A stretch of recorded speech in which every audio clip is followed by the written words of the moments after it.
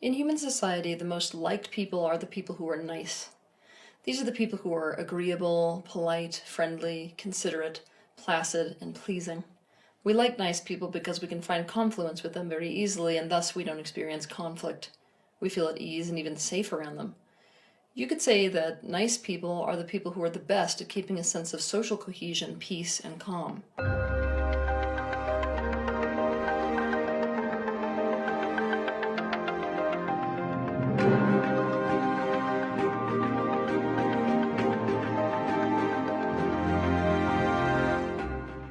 At face value, being nice is a good thing.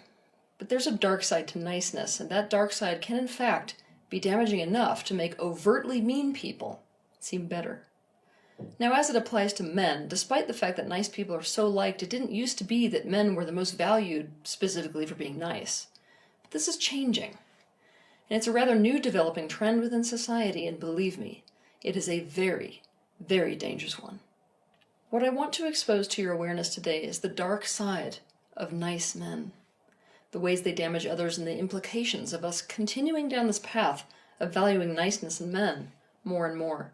Keep in mind that in this episode, I'm not going to help you understand and have empathy for the origin of nice guys, nor am I going to offer solutions for it. I'm simply going to show you how nice guys kill. 1. We need to not confuse niceness with kindness. A person can be nice, but not kind. Or a person can be kind, but not nice. The difference between nice and kind is the difference between day and night. Nice is in fact a self-centered behavior pattern, where you are acting in a pleasing way so as to get people to like you and to avoid conflict. Kind, on the other hand, is an other-oriented behavior, where you demonstrate that you can act in the best interest of others. Kind people perform good deeds for others. You don't have to be a nice person to be a kind person. In fact, being a nice person can easily, and I mean very easily, make you act against the best interest of others in favor of being liked or avoiding conflict yourself.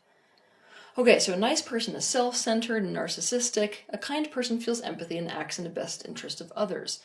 A nice person is exhibiting weakness, a kind person is exhibiting strength. A nice person acts from self-interest and fear, a kind person acts from care and love. Let's stop confusing the two.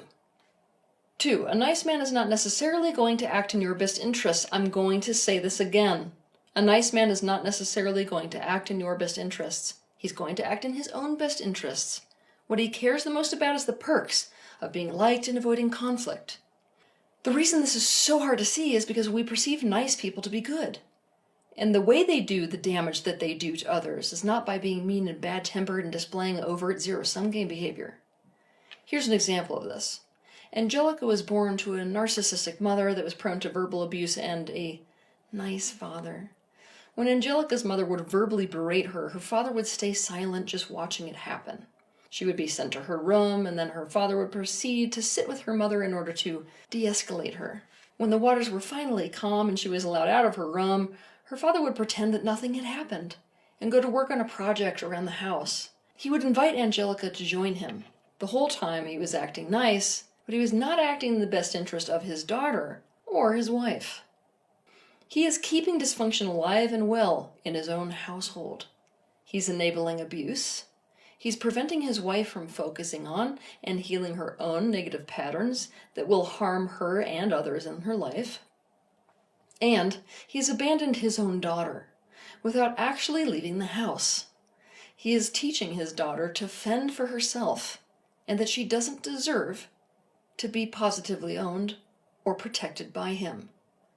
Now this is going to set her up for a lifelong relationship with men who will fail to protect her and fail to really be there for her.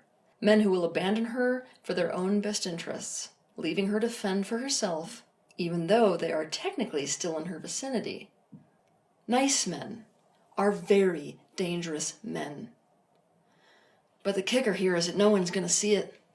An agreeable, polite, friendly, considerate, placid, and pleasing one. This means the whole world is unlikely to see it, and will invalidate the damage that this person will cause you. 3. A nice man is often an enabler in the worst sense of the word. An enabler is somebody who encourages, indirectly supports, justifies, and enables negative behavior in others. This is behavior that is harmful to others and behavior that's self-destructive, and they will do so whenever it's in their best interest to do so. They will do so whenever it gets them liked and guarantees them the perks of being liked, and they will do so whenever it allows them to avoid conflict and guarantees them that they will avoid the negative consequences of being disliked. 4. A nice man is inauthentic, dishonest, and can even be a downright liar. Because of this, they are actively engaged in deception. They just have to keep you from knowing it. To be agreeable, polite, friendly, considerate, placid, and pleasing all the time, a person has to not reveal their actual thoughts and feelings. They also have to hide anything that they do that people would find displeasing or cause conflict. They have to hide it from view. They do not reveal any truth about themselves whenever the hiding of that truth would get them liked and guarantee them the perks of being liked. And they will not reveal a truth about themselves whenever it allows them to avoid conflict or guarantees them to avoid the negative consequences of not being liked. This pattern of deception that they are committed to can even become self-deception, in fact. They may even deceive themselves and hide the truth of their thoughts and feelings and personal truths from their own awareness and or acknowledgement. To understand more about this, you can watch my video titled The Human Hyphen Pattern. Nice men will dupe you. What you thought you were getting with them is not actually the truth of them, and you're not actually in a relationship with the nice guy, because you don't even know who they are. 5. A nice man is often two-faced. How can a person be perceived as agreeable and friendly and polite and placid and considerate and pleasing if they are in the room with two people that disagree or are opposed? They have to stay silent or find creative ways to validate each person's perspective, but in a way that doesn't upset the other. But if these two people happen to be in two different rooms, it's not a problem anymore. They simply speak and act one way with one person and totally different or even the exact opposite with the other guy. Nice guys are so good at doing this. They make the ideal double dealer or the ideal double agent. At the end of the day, you will never know what is actually true about them, what they actually think, what they actually feel, what their actual opinion is, and what is really going on. So the compatibility and confluence that you experience with them is false. And this two-faced behavior can very easily become betrayal. 6. A nice guy will harmonize discrepancies or contradictory pieces of information about themselves by separating them into individual compartments within their own mind. He will be a highly split and fragmented individual. He will be highly compartmentalized. When you start to notice these discrepancies and contradictory things about him, you will feel like you are with someone with split personality. By the way, if you want to learn more about fragmentation, you can watch my video titled Fragmentation, the Worldwide Disease. A nice guy will then come up with good guy affirming stories to justify these discrepancies. To give you an example of what I mean, Jim does not want to have to check in with anyone before he makes a decision to do something. But he knows that this is not okay in a marriage, and part of him really wants to be married, so he's got his wife trapped in an intermittent reinforcement pattern. One day he makes a decision to go camping without even telling her where he is. And the next, he prompts her to make every decision for the both of them. Of course, on the day that he went camping, one of his friends got into a car wreck. While he was camping, he called that friend to see if he needed any help. When he got home, he had told both himself and his wife the story, that one of his friends got into a car wreck and that he needed to be basically there for this friend during this time of emergency without needing to focus on anyone else's needs, which is why he went into the woods. He needed to be totally focused on his friend. He apologized profusely to his wife, but Jim didn't realize that he had revised history and didn't bother to address the discrepancies and contradictions within himself that led to this incident in the first place. 7. A nice man fails to protect. This is the one that explains why nice guys don't get the girl and why people like to say that women like assholes. To protect, you can't be nice. You have to be kind. You have to act in the best interest of someone despite the fact that doing so puts you at odds with and causes you to be disliked by someone else. It is to step into conflict. Nice guys won't do this. It goes against what they are wanting for themselves. Protection is one of the most important elements of masculine energy. It's one of the things that women, children, and other men, and indeed society at large, need the very most from men.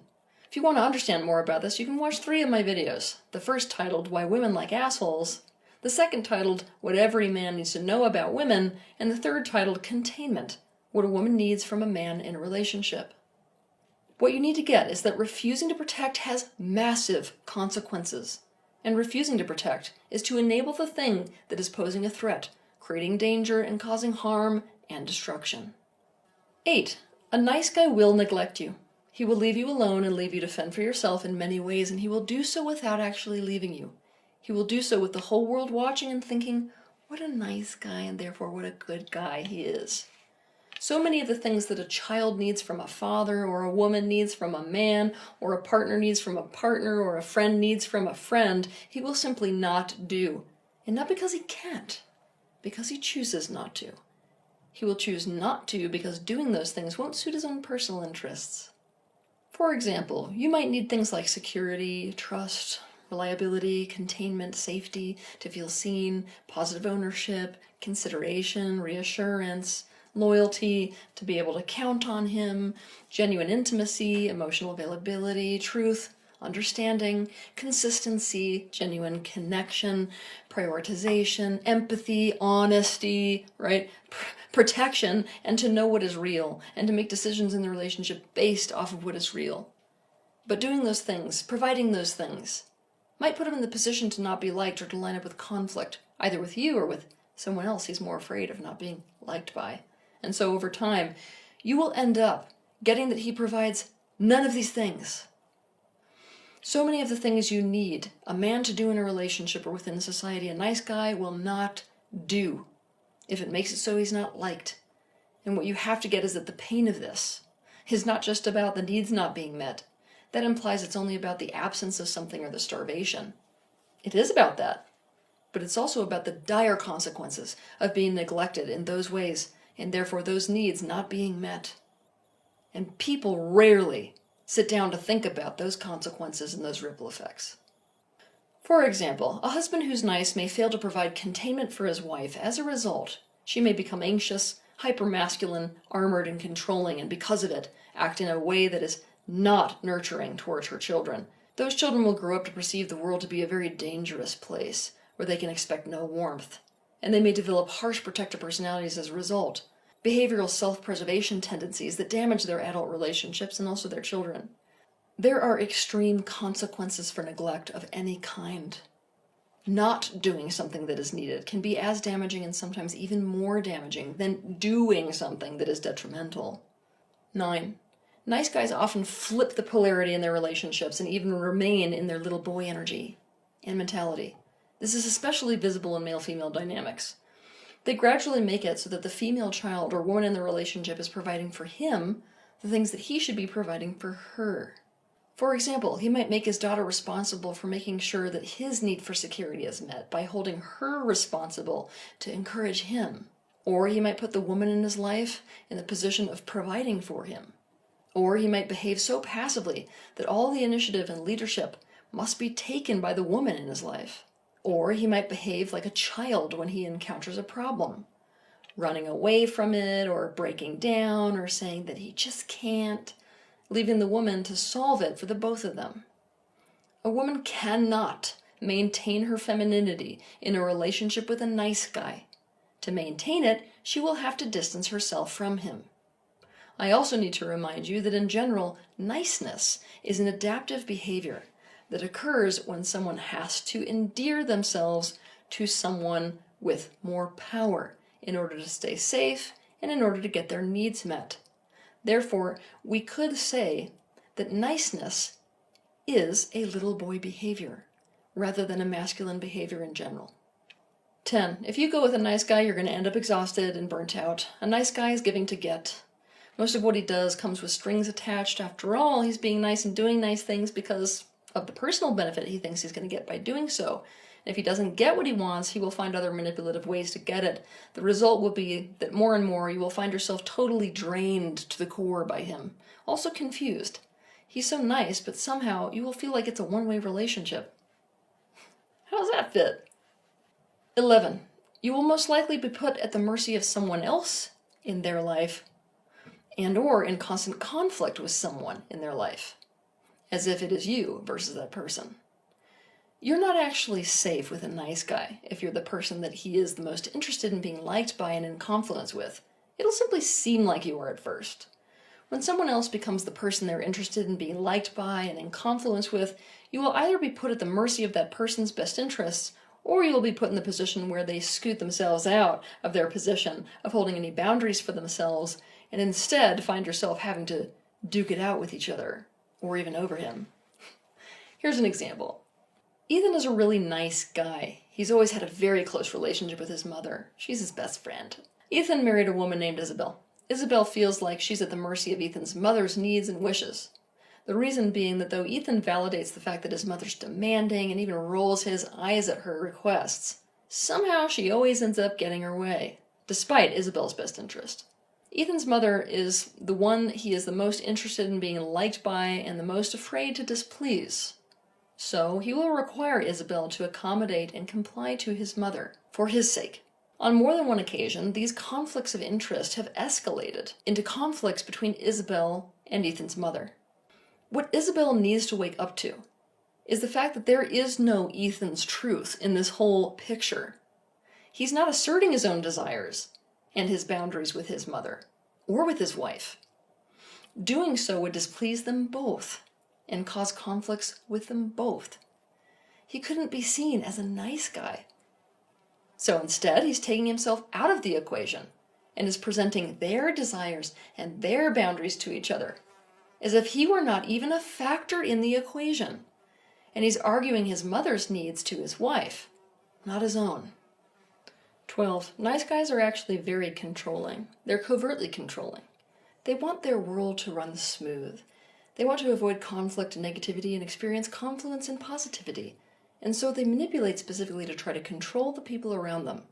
They will do so by creating consequences that seem out of their control, but they actually are well within their control. For example, imagine a man feels threatened by the presence of another man in his girlfriend's life. He will say, "I think it's good you have him in your life. You can't be isolated all the time."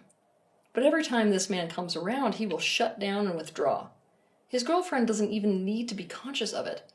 She will learn on an energetic level that the consequence of being around the other man is her partner's withdrawal. So she's likely to develop anxiety about spending time with other men and gradually become isolated from everyone but him. He has successfully managed to control her threatening behavior without her even realizing what has happened. Their controlling behavior will ultimately leave you in a place where you are responsible for the well-being of their self-esteem and responsible for the smoothness of their world, so that they can be there for you. 13. Nice guys will gravitate towards someone unlikable, fuel their unlikability, and benefit from them being the unlikable one. Nice guys gravitate to unlikable people for two reasons.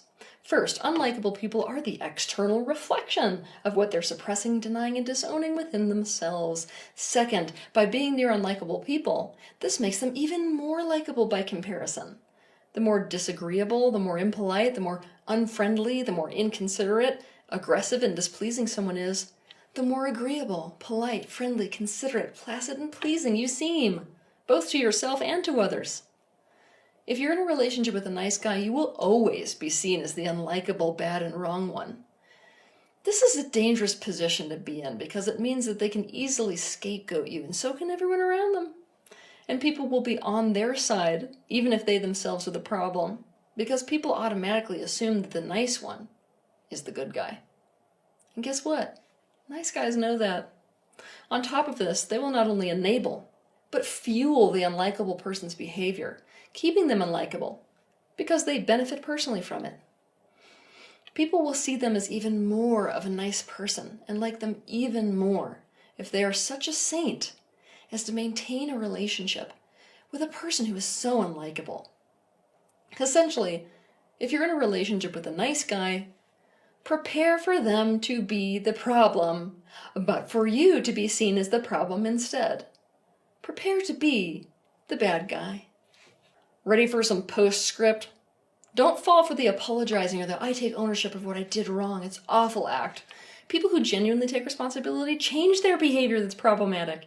Instead of actually changing problematic behavior, nice guys simply apologize and take responsibility for their actions when they're caught, because they know this ends conflicts.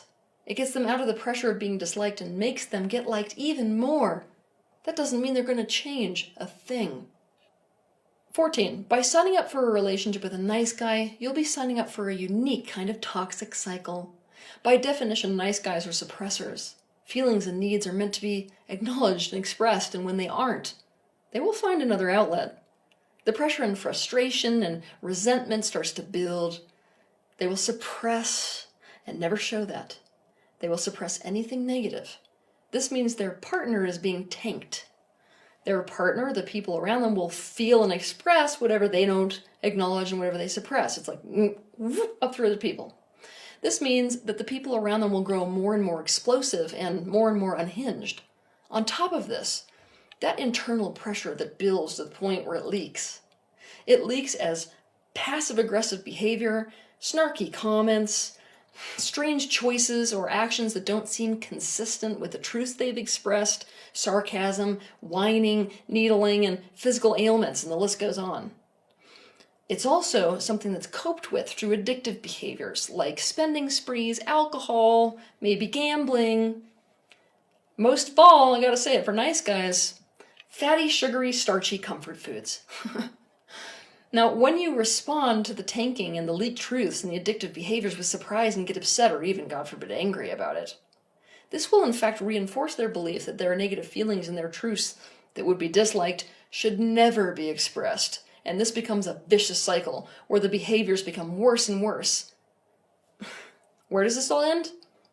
You will find yourself confused and frozen, not understanding what is going on, feeling like your security is completely dependent on solving a Rubik's Cube of them and the Rubik's Cube of your relationship alone.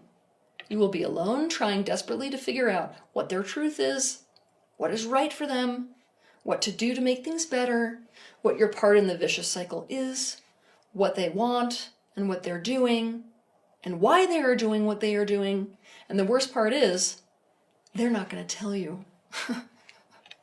15. Nice guys are highly manipulative. They can't risk conflict or being seen negatively by coming out directly with their needs. Instead, they have to manipulate other people and manipulate situations to get their needs met. And you will find yourself in situations you would never have agreed to because of it. For example, Dwayne is a nice guy, but Dwayne does not want to be responsible for doing the dishes. So instead of asserting his need for there to be a different solution to him doing the dishes, he loads the dishwasher with the crockery in the way of the spinning blades, and pretends that he didn't understand his partner when he was asked to do the dishes. He's forcing other people to take care of it in a manipulative way. Or, for example, Oliver, who is also a nice guy, has wanted to be supported in his own personal success goals for his entire life, but he was never allowed to go for his own success. He was only ever allowed to be the support to someone else's. So, what does he do? He gets a job on a team designed to support a professional athlete. But slowly he flips everything, so that the entire team is supporting him. They're running errands he asks them to run so that he can be more effective at his job. They're fetching him food at lunchtime so he can be more effective at his job. They're covering for him when he makes mistakes or drops balls so it doesn't affect the athlete. They are supporting him emotionally so he can be on point in his position. He convinces them that supporting him is them supporting the athlete.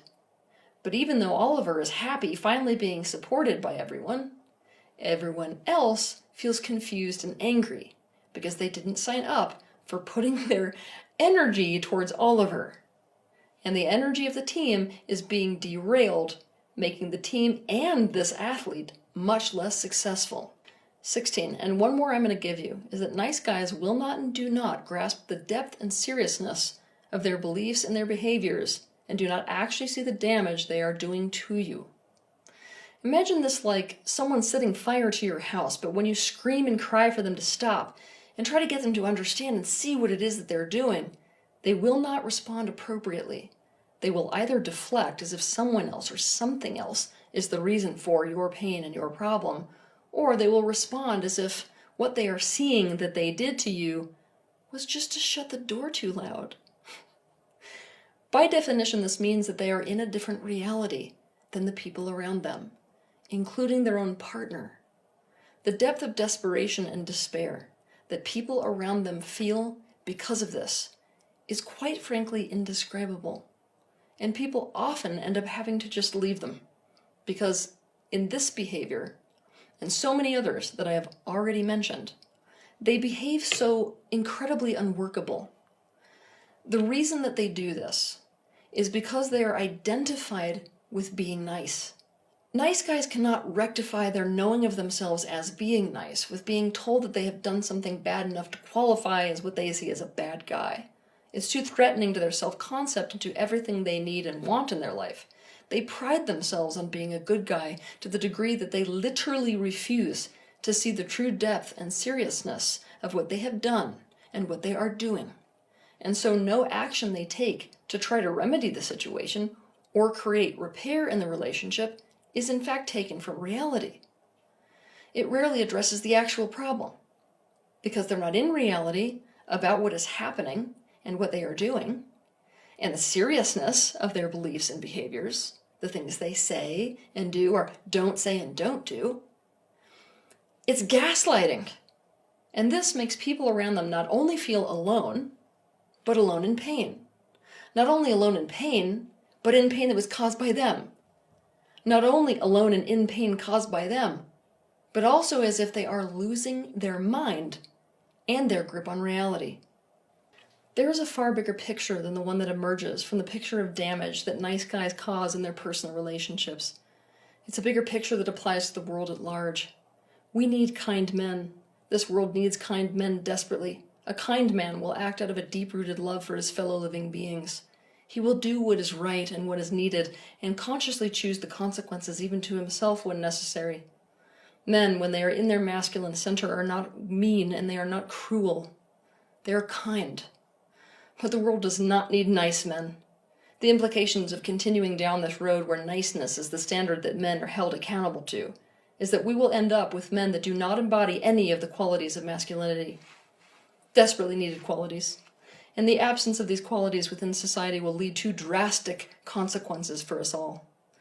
A nice man conforms his behavior to what he believes others, especially society, sees as nice for his own benefit and to avoid consequences to himself. This man may just be the most dangerous man there is, because of what he will not only fail to do, but choose not to do in a time when he is needed most. If the men of a society become agreeable, become polite, become friendly and considerate and placid and pleasing in the face of a threat to the well-being of the members of that society, what will become of us then? And who might love to capitalize on that? The reality is that we are being systematically weakened, and we are actively participating in that process of weakening. And we will suffer the consequences of doing so. The nice guy is not a good guy. The nice guy is a very dangerous guy. The nice guy just has a different method of destroying himself and the people around him. Have a good week. If you liked this video, be sure to hit the like button, subscribe to my channel, and consider sharing this video with your friends. You can also click on the bell icon to be notified of the next time that I post a video. I want to thank you personally for the bravery that you have to step into awareness. I'll see you in the next video.